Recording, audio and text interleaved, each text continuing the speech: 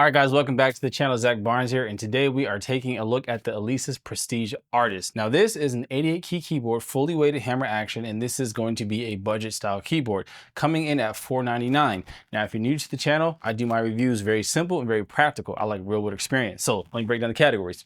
First, we have build quality. That is the overall chassis, as well as the key bed, as well as any sections that come with it, like sustain pedals and stands and whatnot. Second is sound. That's two parts. We have the actual sound quality of the keyboard, as well as the sound delivery. That is, how do we get the sound from the keyboard to a PA, headphones, built-in speakers, whatsoever. And lastly, we have special features. That's anything special about the keyboard. Does it have Bluetooth headphone support? Does it have extra sounds? Does it have, the ability to record, built-in metronome, things of that nature, right? So let's dive right in. First and foremost, we have the build quality. The overall build quality on this is excellent. It's got a great weight to it. The plastic is nice and rigid. It feels sturdy. And I really love this like kind of hump here at the top. It does take away from portability a little bit because you're raising the overall height of the keyboard, but it's a really nice touch. It makes you feel like you're sitting at an upright piano. So it's a little bit more of a design choice, which I like. It gives a bit of elegance. Again, you sacrifice a little bit of portability, but I think it's in the right way because it's elevated versus long. So I feel like deep keyboards, I don't like, but I don't mind a little bit of elevation. Also reminds me of the Korg SV1 and the SV2, where it has, again, that raised, the Nord Grand has that as well. So this raised panel, I like it a lot. I prefer it. Very easy to access all the buttons here. And it makes for just a nice, elegant look. I think it also allows you to have bigger speakers in here, which is better overall sound. I'm not sure, that's just a guess. Now, something else I want to mention. So we have the overall build quality is great. The knobs feel great. The buttons feel great. But the sustain pedal, let me grab this. So this is a universal sustain pedal. This right here is worth 1,000 points. And I know it seems simple, but every keyboard, the Yamaha P143, the Roland, the FP10 that I reviewed, all of those keyboards at that, at that $499 below range, they usually come with some cheap chunk, sustain pedal. This right here is quality. It's good. And what's nice about it is universal. So you can use this for any piano because you can reverse polarity. So, and it's substantial. This is great. Totally giggable, professional. I don't know why this isn't more standard. So big kudos to Alesis for including a proper sustain pedal. You don't have to buy one with this keyboard. So off the bat, I can tell you right now, just from build quality alone, this is 10 out of 10 as far as the chassis and the including accessories. Now, before I get too much hype, we got to talk about the key bed.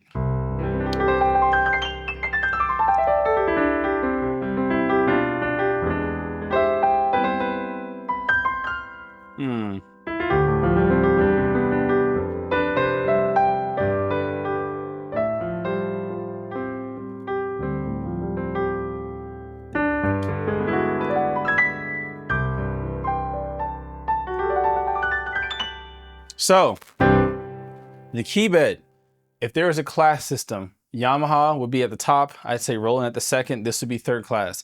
It's not a bad key bed. It actually feels fine. It feels a bit sluggish.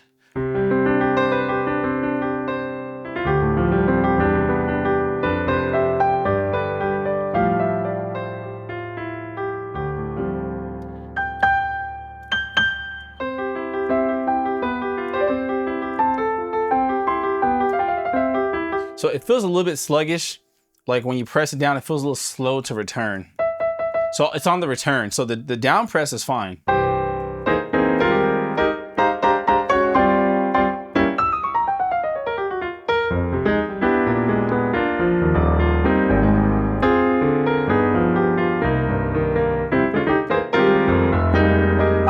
So press down action, that's fine. It's the return up. Some key beds just have like a slow bounce back.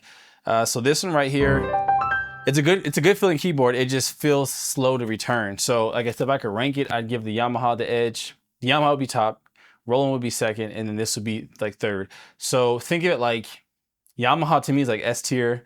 Roland would be like an A tier. This is like a B tier. So it's not a C, it's like a B tier. The Donner would be like a C tier, C minus. This would be like a B tier key bed. You can do arpeggios just fine.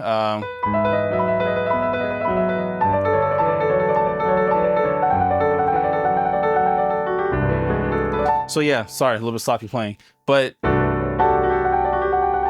I'm not having a problem not having, that's note repetitions, one note repetition. They're a little bit sluggish. The bounce back just doesn't bounce back as well.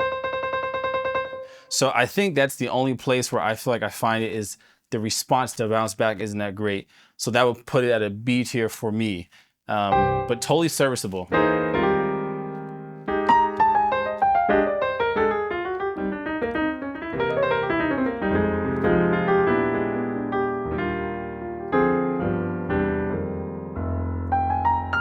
All right, so overall, build quality, I would give this a solid B+. The sustain pedal and the chassis and everything is a solid A+, but the key bed is a solid B, so that brings the overall score down to about a B+. So build quality, B+. You will not be disappointed with the overall build of this keyboard. Buttons feel great, chassis feels great, and it looks great. It actually looks, the word prestige, granted, this is brand new, right? So who knows how it holds up over time? That's another review. But just in terms of it being a quality board, right? This comes in at $499, so that's a good amount of money. It feels worth it, right? Like, you know, when you put something on, it feels, so this feels worthy of a $499 price tag. No complaints so far. And again, the small touches like a sustain pedal that's actually legit. Out of the box, you're good to go. Good working keys, good working buttons, good working speakers. And the sustain pedal is solid. So good job, Alesis, on that. Next category is sound. So let's talk about it.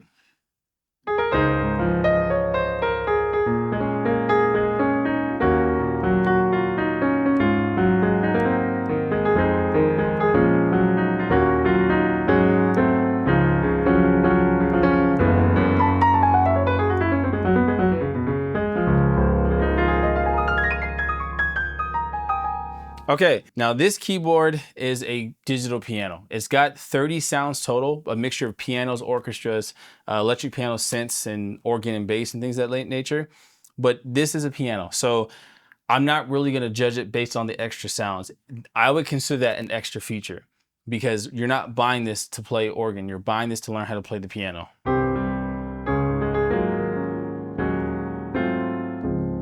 So with that being said, let's talk about the sound quality.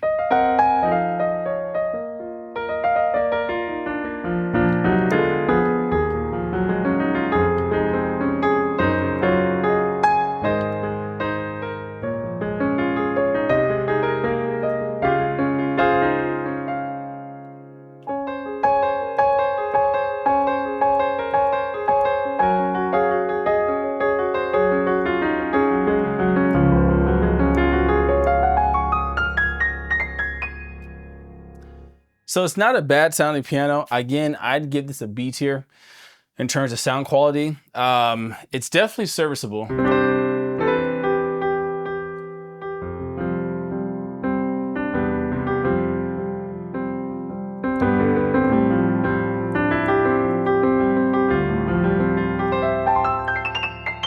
So it's definitely serviceable.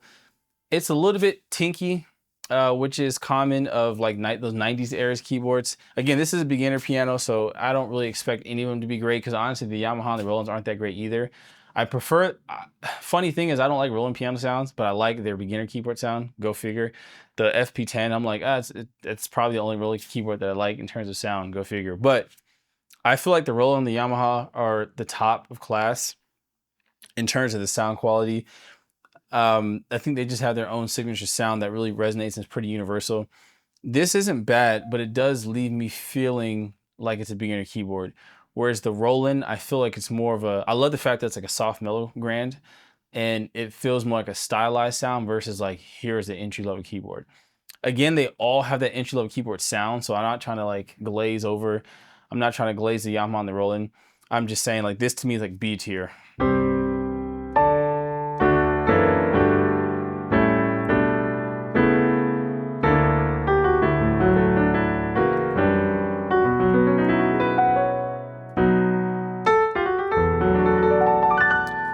So it's not bad at all. And if you're a beginner, this would be perfect for you. Mind you, I play on a Nord, I play with Keyscape and Ravenscroft. So I'm used to hearing the best of the best. But again, if you're just starting off, this is more than fine. I just want you to understand what you're getting. So if you're looking for the absolute best piano sound, I still think it's a toss-up between the FP10 and the Yamaha P143 in that sub 500 category. Let me be specific. But this sounds great. And the fact that it has these extra additional sounds, like I said, I count that more as a special feature, but it's nice to have that there. Let's see, here's a...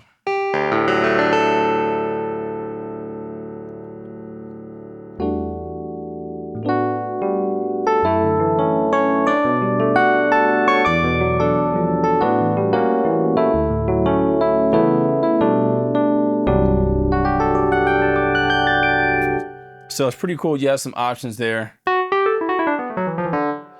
to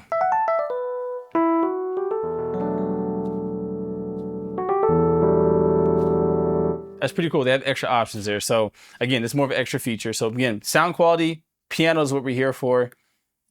I'd say again, B tier. Nothing wrong with that. Moving on, sound delivery. Now this is actually one of the most underrated categories in the reviews. I love to review it. Sound delivery. So, and if you watch my Roland FP10 demo or review, you'll know what I'm talking about here. That's an amazing keyboard, but it's got a major flaw. It's got no 1/4 inch outs. So let's talk about this. Sound delivery is how do we get these internal sounds out? Now, automatically, what this has going for it is that we not only have built-in speakers, but we have 1/4 inch out. And not just one 1/4 inch out, we have two 1/4 inch outs. So right here on the back of this keyboard, we have two full-size 1/4 inch outputs, which means this is 1000% giggable. Cannot stress this enough. Alesis did a good job by giving us a fully serviceable and fully giggable keyboard. It's got great build quality. It's got speakers that come out, and then you built the built-in speakers as well as the 1/4 inch outputs left and right, so you can run stereo. That's all I can say.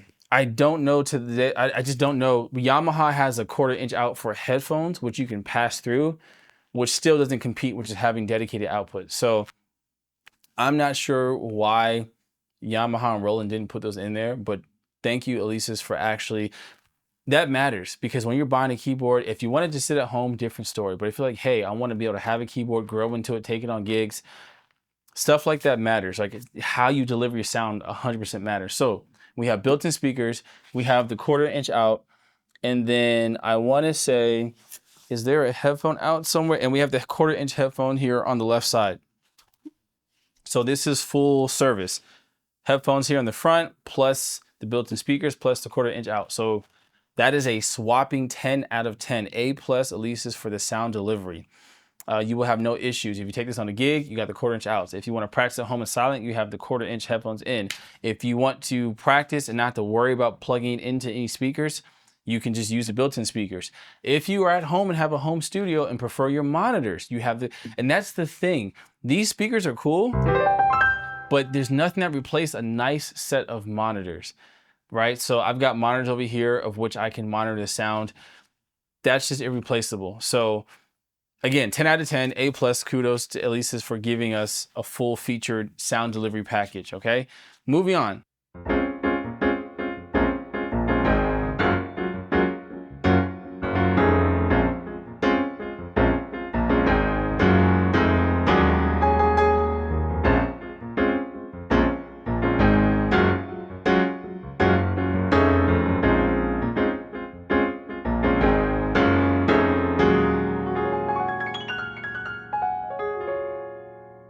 Okay, so the last category is special features. Now, this is the part where we have all the non-necessary items. Like this keyboard in particular has the metronome. It's got the ability to record yourself. You've got an arpeggiator built in here. You've got a lesson mechanism, as well as extra sounds and the ability to layer and split. And let me just grab my iPad to double check to make sure I didn't miss any features. Why guess when we can just look at it, right? Let's take a look. So so we have 30 sounds, which is great. Piano, orchestra, electric piano, synth, all that stuff. That's awesome. It's not necessary because this is a digital piano, But again, when you talk about inspiration, if you like to record or want to be interested in recording, like to be able to have different sounds, especially because it has a layer and split function. Being able to layer the piano and strings is classic. So kudos for that, especially if you're like a church musician. So we got the 30 sounds. We have the lesson mode, which divides the keyboard into 2 zones with the same pitch and voice. One of the other keyboards I demoed had that. I think it's the Roland. And the reason why that's really cool is because if you're like, because I teach, when you're teaching, your student can be over here and the teacher can be over here, but they can occupy the same octave, which is excellent. So that way you can give a lesson and play along and have the same octave. That's actually very, very, very useful. It's also useful if you want to have 2 people practicing at the same time. I have kids, and a lot of times I will have 2 of my sons on one piano. So to be able to have the same octave but in different places is very beneficial. That is an underrated feature if you have more than one child or more than one person trying to play the piano at once. Record mode. I believe this is underrated. And the reason why is one of the best ways to learn is to record yourself and listen back. So yes, there is the recording to have fun and make music, but there's also just like practicing. You can record yourself practicing, listen back and hear like, where are my mistakes? What do I need to brush up on, right? What do I need to work on? That's a massive feature. What else they have here? Stereo quarter to outputs, which we know is already great. That's part of sound delivery. USB over MIDI. Okay. This is a standard thing on everything these days, but I can't understate this enough. I can't overstate this enough. You have USB over MIDI. Any of your favorite piano libraries, this will work. So this is amazing as a full feature keyboard to get you started. And then if you're like, okay, great, I've kind of played around with this sound enough, I have an idea.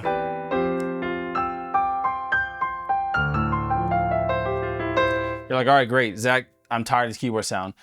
USB MIDI into your DAW or your computer, and you can pull up Keyscape, Ravenscroft, Pianoverse, Etude by Steinberg, any piano of your choice, and you're off and blasting. So in terms of features, A+. This is A+. So, wow.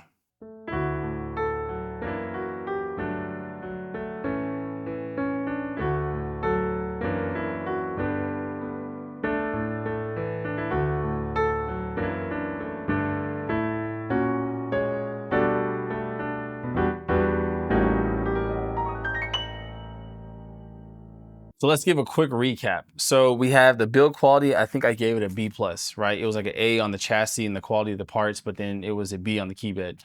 And then for the sound, I think it was like a solid B on the sound. And then it was an A+ in sound delivery, which I guess that would give that a B+.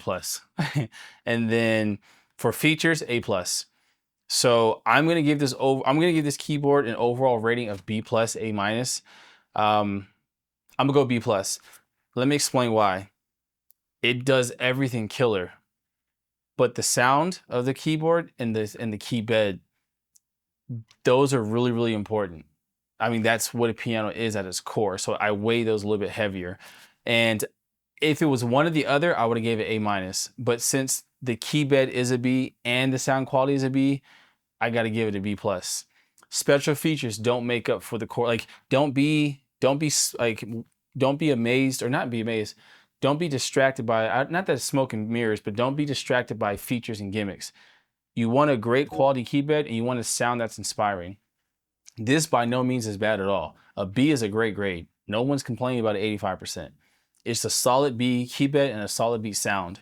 It's just, in terms of inspiration, I'm not too inspired by the sound when I play it.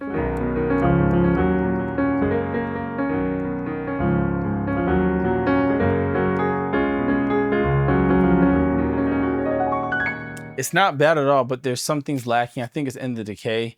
Let's try a grand piano too.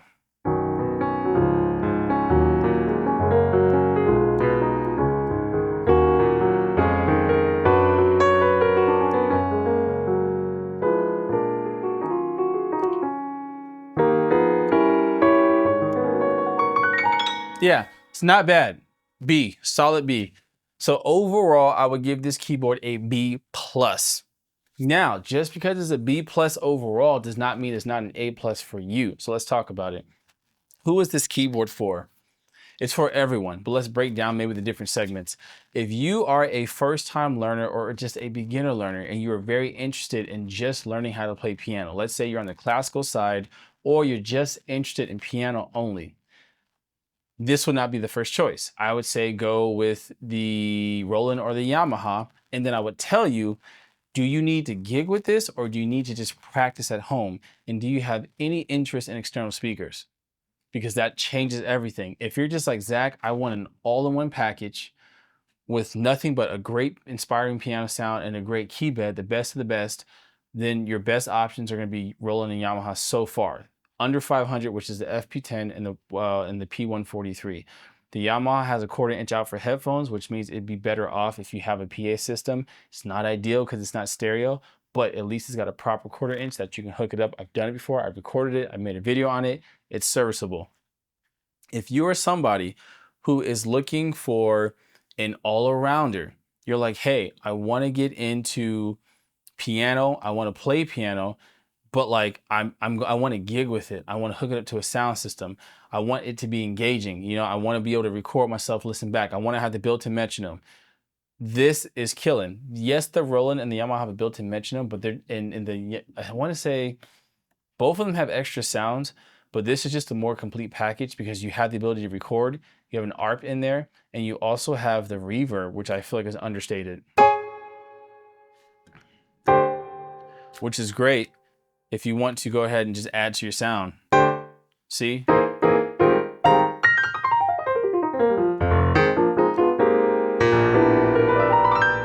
Reverb's there.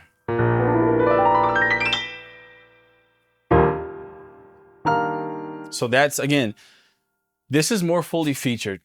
And so and the layer, I haven't even tried the layer. Ooh.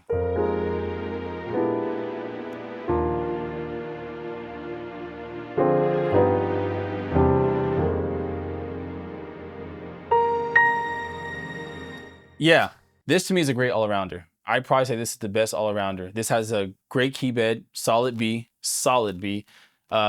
great sound, especially being able to layer and split, and then also being able to put the lesson mode where you can split the keyboard. So if you're somebody, and let's say you just want a general purpose all-around keyboard to just last you a long time and grow with you, this is a better bet. It just has more going for it.